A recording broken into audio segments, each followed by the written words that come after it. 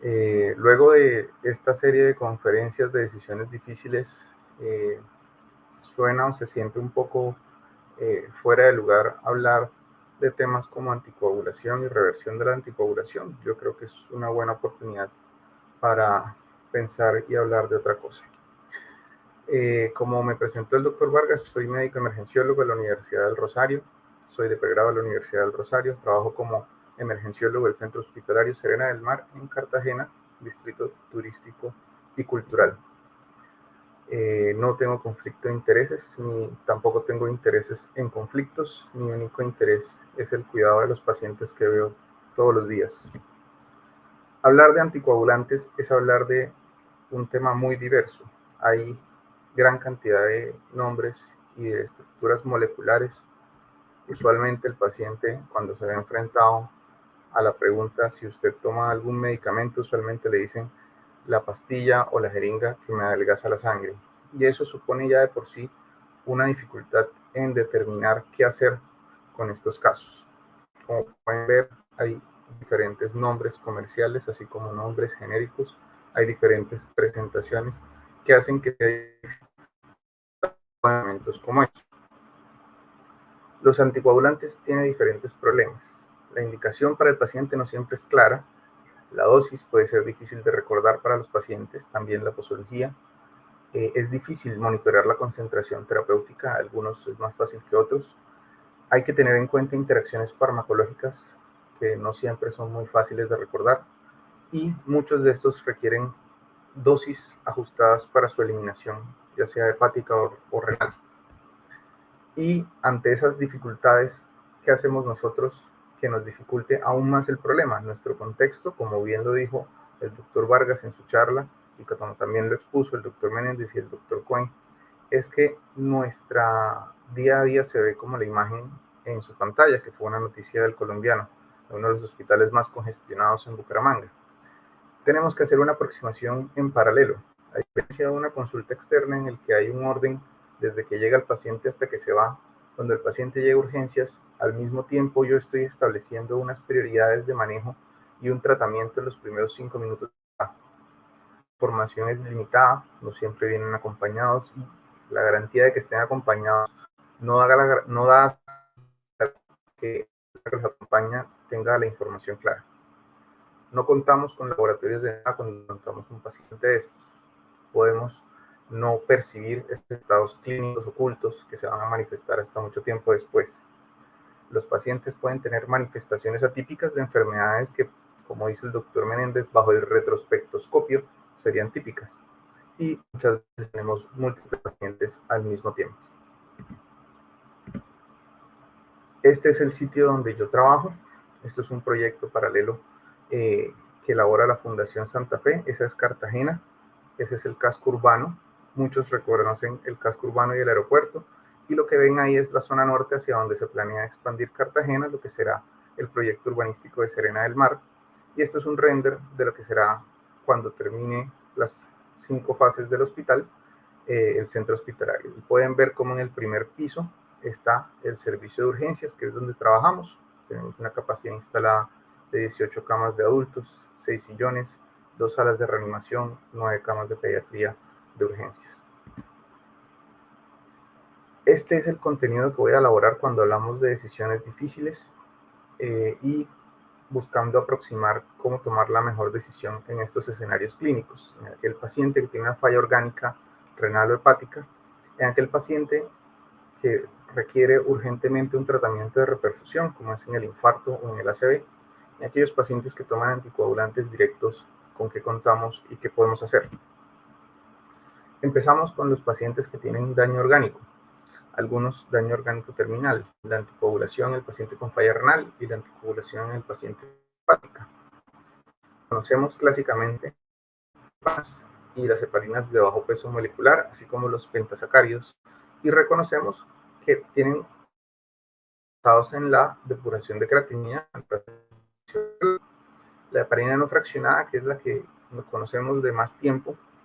No debemos ajustarla a su función renal, su vida media es muy corta, lo debemos poner en infusión endovenosa, aunque hay dosis de vía subcutánea, Y las presentaciones clásicas son el síndrome coronario agudo y la enfermedad tromboembólica venosa, al menos las que nos competen a urgencias. La única consideración en la falla renal en los pacientes con heparina no fraccionada es disminuir a los pacientes que tienen depuración de creatinina de menos de 15 mililitros minutos un 33% su dosis, porque estos pacientes pueden llegar a tener valores de tiempo de tromboplastina parcial más elevados comparativamente con el resto. Ahora, las dosis puntuales de la heparina es difícil establecerlas en una charla de estas porque van a depender de si el síndrome coronario es con el uso concomitante de antiplaquetarios o no, o si el síndrome coronario está en el contexto de un infarto con elevación del ST o no, si la enfermedad tromboembólica venosa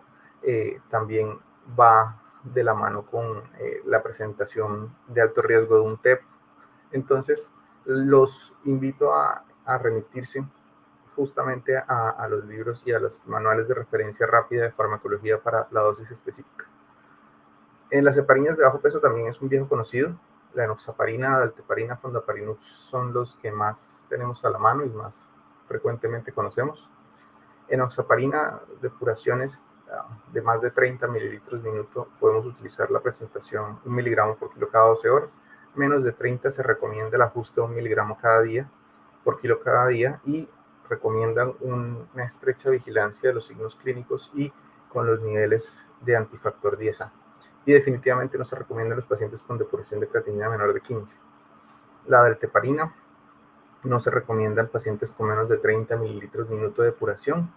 Así, el fondaparinux tampoco se recomienda en los pacientes con menos de 30 mililitros y sus dosis para la presentación clínica de síndrome coronario, enfermedad tromboembólica, ahí están descritas. La única recomendación que hacen con el fondaparinux es en los pacientes con depuración de creatinina de menos de 60, idealmente la enfermedad tromboembólica, que va a ser dependiendo de peso, de 50, 50, 100 o más de 100, se reduzca un 50% la dosificación en aquellos pacientes que tienen depuración de menos de 60. Y definitivamente la dosis con mejor desenlace clínico en síndrome coronario es de 2.5 miligramos cada día. Si el paciente tiene una depuración de creatinina de menos de 30 mililitros minuto, recomiendan en los casos en los que se administre enoxaparina, pero también se puede hacer con otras heparinas de bajo peso, la medición de antifactor 10A con un blanco de unos niveles pico de 4 a 6 horas después de la tercera dosis de entre 0,6 y 1 unidad internacional por mililitro. Y para evaluar si el paciente está presentando una acumulación excesiva de los niveles de antifactor 10A, la idea es que si existe la sospecha clínica de esto, justo antes de la siguiente dosis de enoxaparina se toman los niveles de antifactor 10A y su valor debe ser menor a 0,4 unidades internacionales por mililitro. De esta manera podemos tener una aproximación práctica a cómo dosificar las heparinas y las heparinoides en el contexto de la falla renal.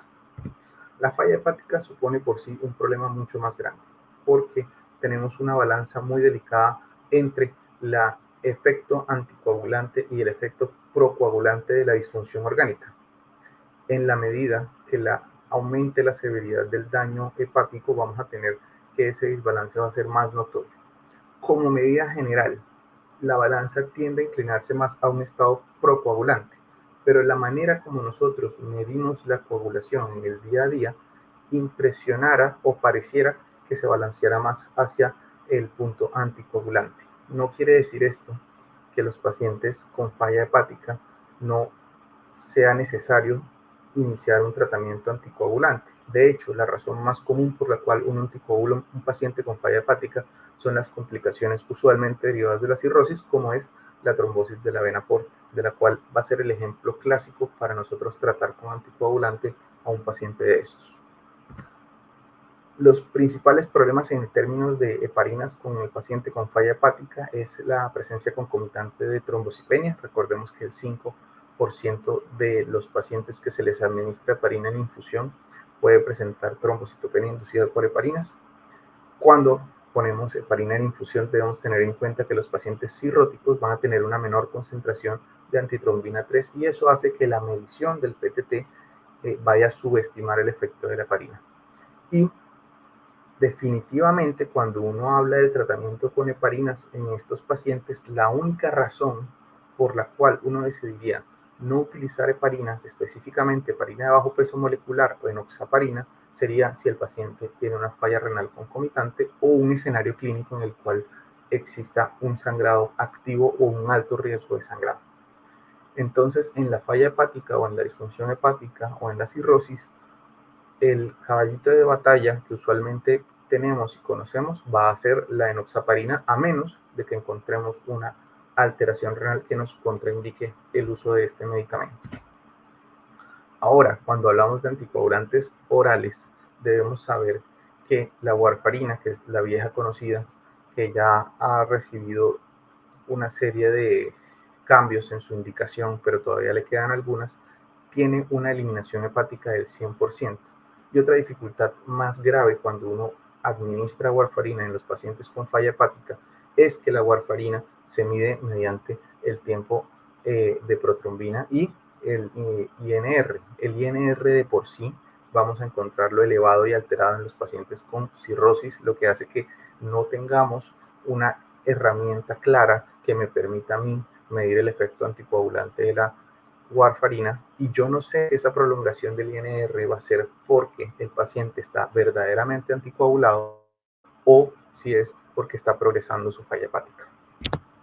Los otros anticoagulantes orales con los que contamos son anti-10A, como el apixaban, que tiene un 75% de eliminación hepática y 25% de eliminación renal. Dicho sea de paso, el anticoagulante oral directo que más eliminación hepática tiene. El dabigatran, por el contrario, es el anticoagulante oral que menos eliminación hepática tiene y por lo tanto, al menos desde una perspectiva de farmacodinamia, es el que menos problemas debería tener con respecto a su uso en el paciente con disfunción hepática. Los otros dos que me quedan, el edoxaban y el rivaroxaban, van a tener entre 50 y 65% de eliminación hepática y entre 50 y 35% de eliminación renal. Es un reto ya de por sí tratar los pacientes que tienen una disfunción orgánica. Por eso, la recomendación a lo largo y transversalmente de todos los temas de esta conferencia va a ser que no sean ustedes los únicos involucrados en la toma de las decisiones de estos casos. Tengan siempre presentes a la mano y en su marcador rápido al grupo de la clínica de anticoagulación, o si no lo tienen, al grupo de la clínica de anticoagulación institucional en su servicio, a las especialidades que se encuentren más familiarizadas con estos casos, como la hepatología, nefrología, cardiología por la indicación de la anticoagulación y neumología. Lo más estudiado de anticoagulantes directos en estos escenarios, por número y cantidad de pacientes, siempre va a ser la indicación de fibrilación auricular. De hecho, la referencia que más comúnmente van a ver en esta charla es la guía práctica del uso de antagonistas de anticoagulantes orales no dependientes de la vitamina K en los pacientes con fibrilación auricular. Y cuando uno mira el tema del uso de anticoagulantes directos en enfermedad tromboembólica venosa, suelen remitirse a referenciar esta guía para las decisiones en los casos de disfunción orgánica. Tenemos varias dosificaciones para los anticoagulantes directos. Sabemos que el dabigatran es un inhibidor directo de la trombina, tiene presentación de 150 miligramos y de 110 miligramos. No se recomienda dar cuando el paciente tiene una depuración de creatinina de menos de 30 mililitros minutos. Sin embargo, la FDA tiene a su consideración y aprobación la dosis de 75 miligramos en pacientes con depuración de creatinina menor de 30. Sin embargo, las guías de práctica clínica no lo contemplan como una dosis terapéutica dentro de los ensayos pivotales de fibrilación auricular y enfermedad tromboembólica venosa. Por lo tanto, no pueden dar una recomendación en los pacientes que tengan menos de 30 mililitros minuto de depuración de creatinina. Nos quedamos con el dabigatran, con una dosis con relativa tranquilidad de 150 miligramos cada 12 horas en el paciente que tiene más de 50 mililitros minuto, y en el paciente que tenga entre 50 y 30 podemos todavía utilizar la dosis de 150, pero deberíamos considerar una dosis un poco reducida de 110 miligramos, teniendo en cuenta que en desenlace de no inferioridad fue muy similar a la dosis de 150 con respecto a la warfarina. Para el rivaroxaban tenemos dosis de 20 miligramos, tenemos dosis de 15 miligramos. Estas son dosis de fibrilación auricular. Recordemos que en la enfermedad tromboembólica venosa tenemos una fase de iniciación que requiere una dosificación cada 12 horas y luego de 21 días una dosificación de una vez al día. Cuando hablamos de anticoagulación en estos escenarios, preferimos denotar la dosis de fibrilación auricular por cuanto es la que más experiencia acumula. En los pacientes con más de 50 mililitros minuto, recomiendan la dosis de 20 miligramos. La consideración de la reducción a 15 miligramos es en aquellos pacientes que tienen entre 50 y 30. Si bien estos pacientes fueron excluidos de los ensayos pivotales, como les dije, de fibrilación auricular, la FDA tiene también en su consideración la dosis de 15 miligramos hasta pacientes de 30 a 15 mililitros minuto. Parece que en la medida que avanza la literatura se va a ver una mayor grado de soporte en la evidencia empírica de las dosis de rivaroxaban y apixaban entre 30 y 15. Apixaban tiene una consideración con respecto a su dosificación, y es que recomiendan la reducción de su dosis si se cumplen dos de los siguientes tres criterios: un peso menor de 60 kilos, una edad mayor de 80 años y una creatinina mayor a 1.5. Entonces, aquellos pacientes que tienen falla renal seguramente ya van a cumplir una de esas, pero solamente la creatinina no es razón suficiente para disminuir la dosis de apixaban de 5 miligramos cada 12 horas a 2.5 cada 12 horas. Y curiosamente es el fármaco que más evidencia acumula en aquellos pacientes que se están acercando a la disfunción orgánica terminal en la falla renal e incluso aquellos pacientes que están necesitando diálisis, sin que en este momento se recomiende uno por encima de otro en aquellos pacientes con diálisis. Como les dije, un gran problema de la falla hepática es que el cálculo de la severidad de la falla hepática incluye el INR, y el INR de por sí va a ser un marcador de medición en aquellos pacientes que tomen warfarina. La warfarina se aclara al 100% por vía hepática y es el que el principal problema nos va a tener o nos va a dar cuando estemos prescribiéndolo o viéndolo en el servicio de urgencias cuando tengamos un paciente cirrótico. La conclusión de qué hacer en aquel paciente con falla renal, básicamente si tiene más de 30, las guías de práctica clínica y los ensayos clínicos incluyen a estos pacientes y tenemos una evidencia empírica entre 30 y 100. Hay que tener una consideración y una balanza entre beneficio y daño de uso de anticoagulantes directos y considerar siempre unas alternativas por las cuales el paciente ya no necesite la anticoagulación. Actualmente la evidencia favorece el uso de anticoagulantes directos sobre antagonistas de la vitamina K. Sin embargo, todavía no tenemos una gran carga de eso. Y definitivamente los de menos de 15 no tienen una evidencia empírica de alta calidad que le permita a uno tomar una decisión respecto al uso de los anticoagulantes. Sin embargo, los pacientes que reciben diálisis llevan ahora mismo en plan de reclutamiento 2 estudios que esperamos que si alcanzan su reclutamiento completo, nos puedan dilucidar acerca de cuál es el beneficio de usar o warfarina o apixaban en aquellos pacientes con la disfunción renal terminal. Ahora, en cambio, en el paciente con falla hepática, tenemos una consideración y es qué tan seguro, sea cual sea la indicación de anticoagulación, qué tan seguro es darle un anticoagulante. Recordemos que estos pacientes presentan frecuentemente sangrados de origen gastrointestinal alto o bajo, y si el paciente ya tenía una historia de sangrado frecuente, tiene unas varices no ligadas o tiene un alto riesgo de sangrado, la decisión probablemente tenga que ser individualizada y probablemente los riesgos superen a los beneficios. Si no ese es el caso de mi paciente, busco estrategias para reducir la posibilidad de que tenga sangrado, evitar que se caiga, evitar que tome algo que le favorezca el sangrado, valorar la severidad de su enfermedad hepática con el cálculo del Child-Pugh que previamente les mostré. Si es un Child A, puedo usar cualquier inhibidor, cualquier anticoagulante directo, pero también puedo usar la warfarina dependiendo de la indicación, desde que yo mantengo INR entre 2 y 3. Ya el B, puedo utilizar anticoagulantes directos con precaución, excepto dabigatran, y la warfarina entre 2 y 3, sabiendo que ya de por sí este paciente puede tener un INR prolongado.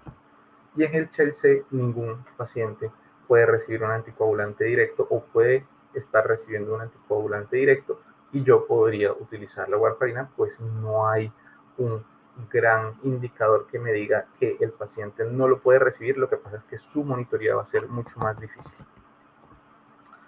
Eso con respecto a la disfunción orgánica. Otro tema que con cierta frecuencia encontramos es cuando yo tengo que reperfundir el paciente que venga con un escenario crítico, ya sea un infarto agudo del miocardio o un ataque cerebrovascular isquémico. Vemos que las opciones de tratamiento en el infarto con elevación del ST puede ser un trombolítico, ya sea tenecteplase, reteplase, alteplase o incluso streptokinasa, o la intervención coronaria percutánea. Y en el ataque cerebrovascular isquémico es más la prevalencia de los pacientes que reciben terapia trombolítica y menor la tasa de pacientes que van a verse beneficiados con la trombectomía o procedimientos intervencionistas. Sin embargo, estos pacientes pueden venir anticoagulados y una decisión difícil es a cuál puedo yo llevar a esta terapia de reperfusión. Esta es nuestra guía institucional. Uso de anticoagulantes en el paciente con infarto con elevación del ST. Si se tromboliza, tiene más de 30 mililitros minuto, le ponemos un bolo de enoxaparina endovenoso y luego 1 miligramo por kilo subcutáneo cada 12 horas, a menos que tenga más de 75 años, que solamente le ponemos un bolo solamente le ponemos una dosis subcutánea de 0,75. Si tiene de 15 a 30, se le va a poner enoxaparina 1 miligramo por kilo cada día, como previamente les expuse, y menos de 15 únicamente podemos utilizar heparina no fraccionada. Cuando tengamos un paciente que vayamos a trombolizar y se encuentre recibiendo anticoagulantes orales, esta es una contraindicación relativa de fibrinolisis. Y es importante decirlo porque es una razón por la cual estos pacientes, las guías actuales del manejo del infarto con elevación del ST, o al menos las europeas, sugieren en lo posible llevar al paciente a PCI primaria, así el tiempo puerta hasta la intervención sea mayor del esperado. En estos pacientes uno puede ser un poco más flexible en el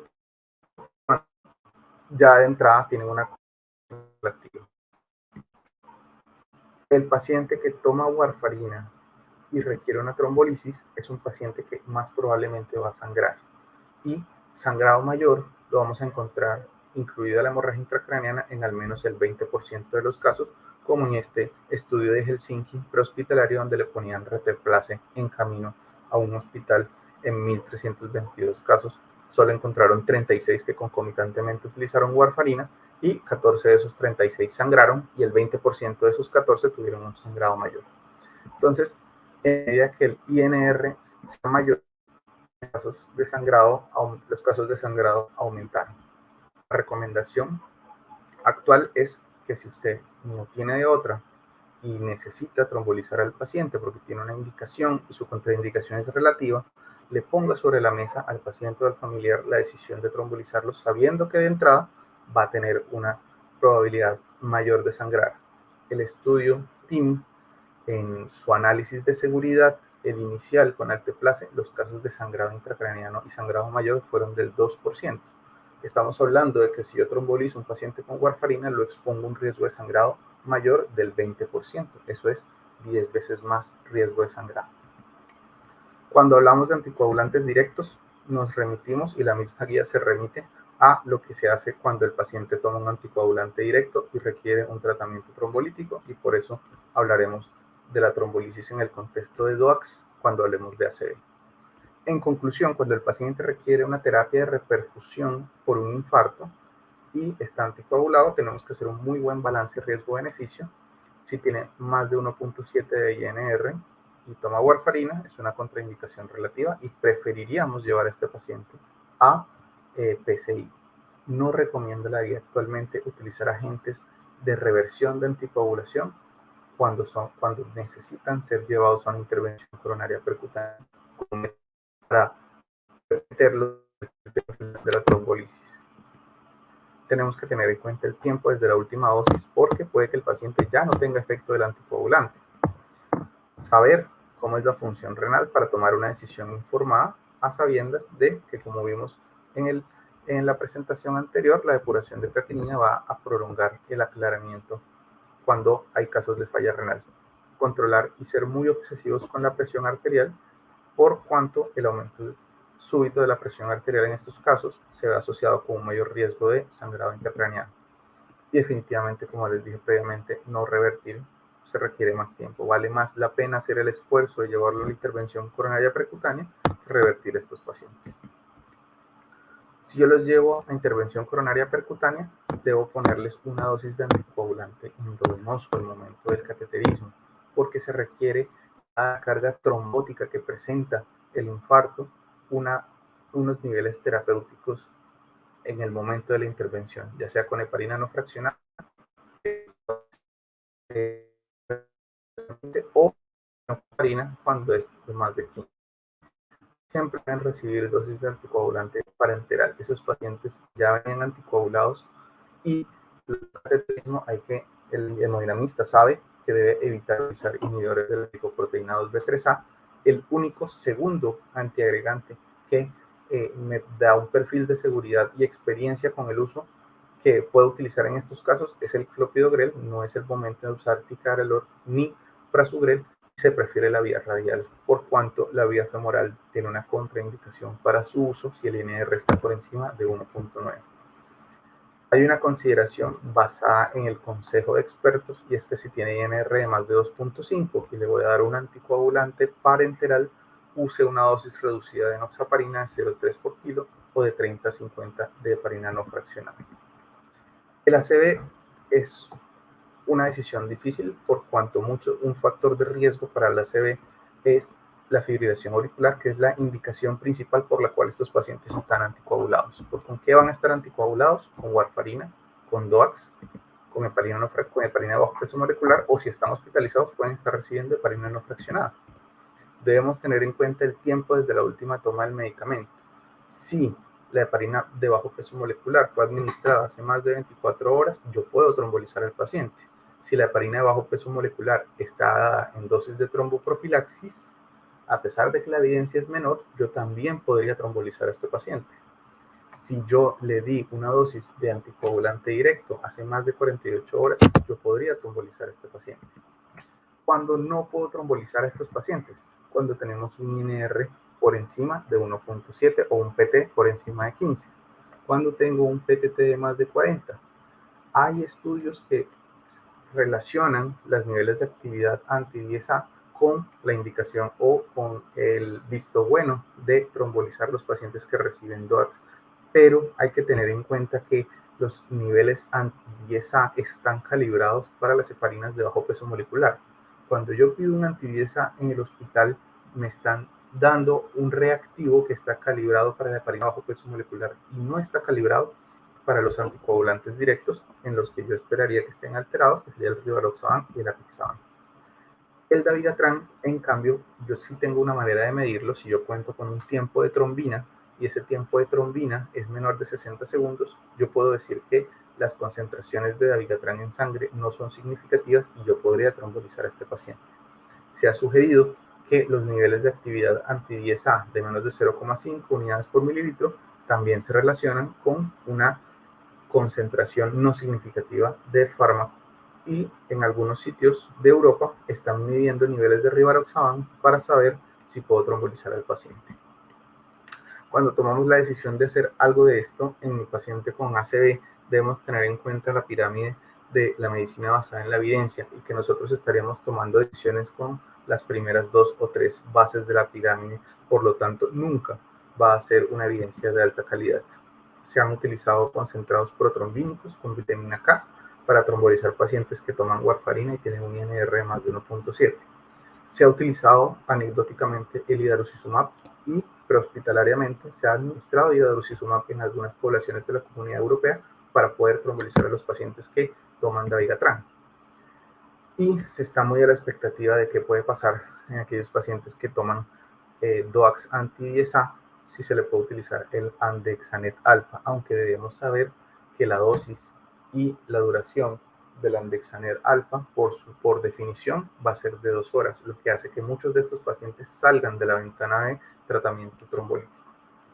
Cuando tengo un paciente con ACV con déficit neurológico significativo, idealmente debería tener unos niveles en plasma. Sé que es difícil de conseguir en Colombia, no conozco ningún sitio donde lo hagan, pero si yo lo cuento con unos niveles de plasma bajos, yo puedo trombolizarlo y hacerle trombectomía. Si lo tomó hace más de 48 horas y tiene una función renal normal, lo puedo trombolizar. Si tengo un antídoto disponible, podría con trombolizar a este paciente, por ejemplo, si tengo idarucizumab. Y si yo tengo unas concentraciones de rivaroxaban menores de 30, yo podría también considerar la trombolisis. Lo que puedo hacer cuando tengo un paciente anticoagulado, ya sea con warfarina o con DOACs, y requieren trombectomía, la evidencia sugiere que no aumenta el riesgo de sangrado el hacer un procedimiento intervencionista comparativamente con trombolizarlo. Entonces, este paciente todavía hay cosas que hacerle, pero el tratamiento no va a ser con un medicamento que me aumente el riesgo de sangrado, sino con una trombectomía mecánica. Y finalmente, puntualmente, cuando tomamos la decisión de rever situaciones urgentes en anticoagulación. Sangrado mayor es aquel sangrado que da lugar a un síntoma en un área de un órgano crítico, el cerebro, la médula espinal, intraorbitario ocular, retroperitoneal o abdominal, pericárdico, intramuscular, que genera un síndrome compartimental como este hematoma, intraarticular o de la vía aérea.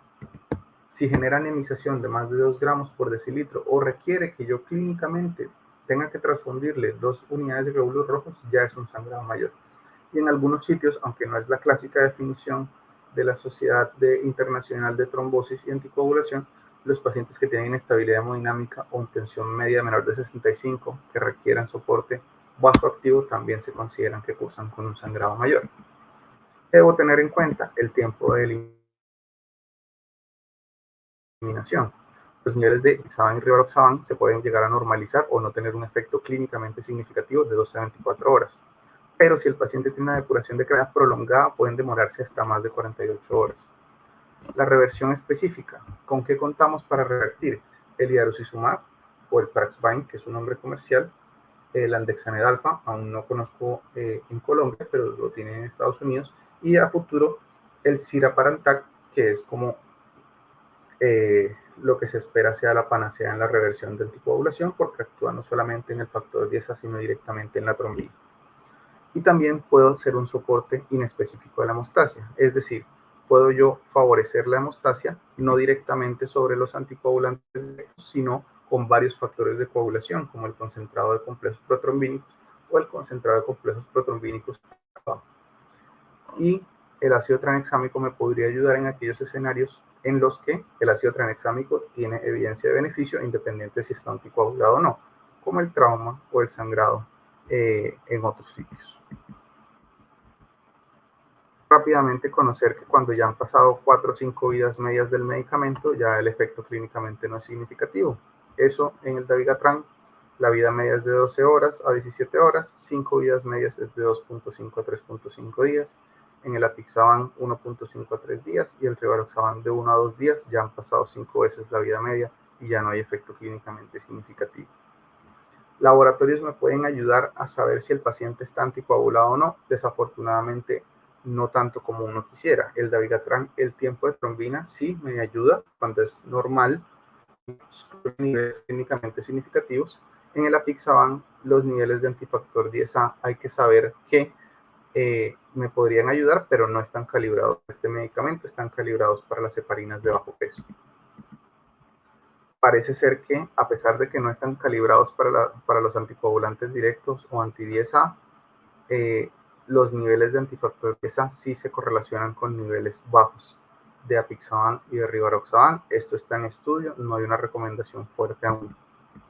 La reversión específica, en aquellos pacientes que son llevados a reversión, la hemostasia, ya sea con idarucizumab o andexanet, la hemostasia efectiva se alcanza del 80% al 76%, dependiendo del agente reversor, pero es casi que inaceptablemente alta la tasa de trombosis que ocurre en aquellos pacientes con el andexanet alfa. La mortalidad parece ser mayor en aquellos casos de andexanet, aunque el intervalo de confianza, como pueden ver, es bien amplio. Este es el idarucizumab. el idarucizumab es un fragmento de anticuerpo monoclonal que tiene 350 veces más actividad por el dabigatran. Por lo tanto, actúa capturando el dabigatran en sangre y como pueden ver acá, que esta es la curva de concentración de dabigatran, casi que en el momento cero de administración baja inmediatamente las concentraciones de dabigatran. La diferencia que vemos ahí es en aquel paciente que recibió placebo, donde vemos cómo la cinética de eliminación obedece a la cinética usual. Comparativamente, el efecto es dramático cuando se utiliza el idarucizumab. El efecto, bueno, ¿cómo se ve el idarucizumab? Utilizamos las dosis que recomiendan en el REVERSE, que es el estudio del New England, con el cual demostramos una evidencia de la mejoría en la hemostasia. Son 5 gramos en 2 dosis, cada dosis de 2.5 gramos, una en bolo de 2.5 gramos y otra infusión de corta o breve de 2.5 gramos, de no más de 15 minutos. Y esto me genera una supresión del efecto anticoagulante hasta 24 horas.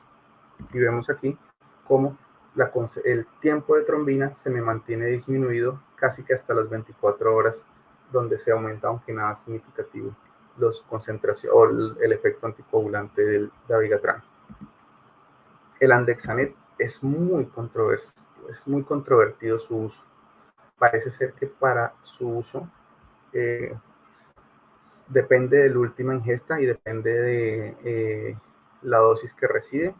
Solamente se recomienda para dosis de más de 15 miligramos de rivaroxaban y más de 5 miligramos de apixaban. Es un bolo y una infusión de 2 horas.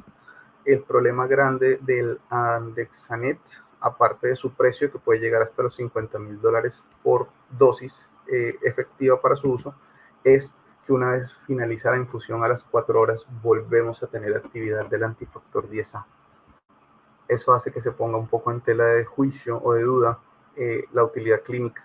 No tenemos todavía un ensayo clínico tan bueno o tan poderoso que me recomiende o que me justifique utilizar esto. De hecho, algunos hospitales de Estados Unidos lo están sacando de su inventario y están prefiriendo utilizar otras cosas, como por ejemplo concentrados de complejos protrombínicos. No son más que factores de coagulación, factor 2, 7, 9 y 10, y vemos cómo en este estudio de sujetos sanos que recibían rivaroxaban y dabigatran, los que recibían rivaroxaban tenían una disminución de los tiempos de coagulación casi que a la normalidad después de la utilización de dosis de 50 unidades por kilo de concentrados protrombínicos. Pero normalizar los tiempos de coagulación, como ya sabemos en anticoagulantes directos, no es lo mismo que no tener efecto anticoagulante. Sobre quien no tenía casi o prácticamente ningún efecto en el tiempo de trombina es en el dabigatran. Por eso parece ser que funciona mejor en el rivaroxaban y el apixaban que lo que funciona en el dabigatran. Dosis recomendada 50 unidades por kilo, aunque están saliendo estudios que recomiendan 25 unidades por kilo. Única dosis como medida terapéutica en el sangrado mayor o en el sangrado amenazante de la vida. Debemos saber el sangrado menor, es decir, el que no cumple los criterios de sangrado mayor que previamente les dije. Se debe retrasar o descontinuar una de las dosis del medicamento, darle el tratamiento al sitio, si es una epistaxis taponarlo, si es un sangrado gingival oral, hacerle compresión directa. Si no es que amenace la vida, pero es un sangrado mayor, podemos utilizar en el caso del dabigatran y idarucizumab, podemos considerar concentrados protrombínicos en el caso del apixaban o el rivaroxaban, y todas las medidas del paciente que sangra como si no estuviera anticoagulado. Si necesita una endoscopia, hacer la endoscopia para hacer el control endoscópico de la hemostasia, si necesita una sutura, si necesita un manejo quirúrgico, si necesita transfusión, líquidos, ácido tranexámico, y el tratamiento de soporte va paralelo al tratamiento del anticoagulante. Y lo que ya habíamos hablado, el sangrado amenazante, idarucizumab no hay lugar a dudas, y concentrados protrombínicos a una dosis de 50 unidades por kilo sería ideal.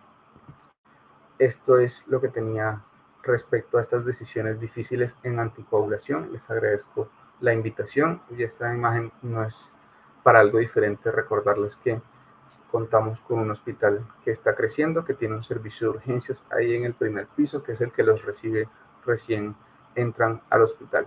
Y aquí es donde estamos ubicados con respecto a la ciudad de Cartagena. Nuevamente, muchas gracias por su invitación.